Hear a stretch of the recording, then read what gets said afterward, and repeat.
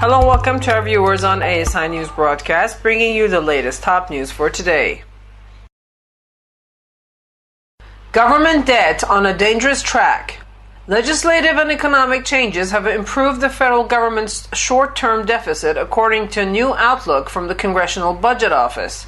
However, the federal deficit is still on pace to hit almost $1 trillion within the next 10 years, and the nation's accumulated debt is never expected to return to pre-recession levels. Debt held by the public is projected to reach 78.7% of GDP by 2025, up from 74.1% in 2014, and more than double the level it was before the economic downturn. Federal debt as a percentage of GDP in 2014 is 3 times higher than it was 4 decades ago, and at a level not seen since 1950.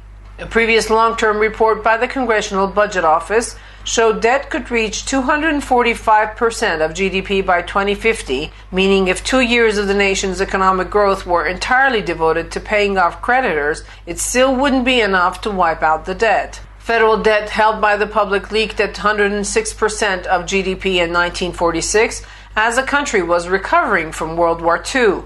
Debt levels then recovered as the economy improved. In the past, debt has always fallen after a crisis caused it to spike. The Civil War and World War I also caused debt spikes, but recoveries followed. The CBO's projections show no federal debt recovery is expected in the aftermath of the Great Recession.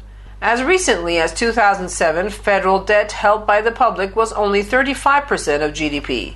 After World War II, debt eventually fell to 23% of GDP in 1974. In contrast, CBO projections expect federal debts to surpass the World War II peak in 2030. Federal debt isn't just a scary number, it represents obligations that have to eventually be paid off through higher taxes or reduced benefits. And the longer it takes for the problem to be addressed, the more sudden and disruptive such changes will have to be. Those were the latest news brought to you from the American Studies Institute from Tehran. You can also check our website at www.asipress.us. Thanks for watching.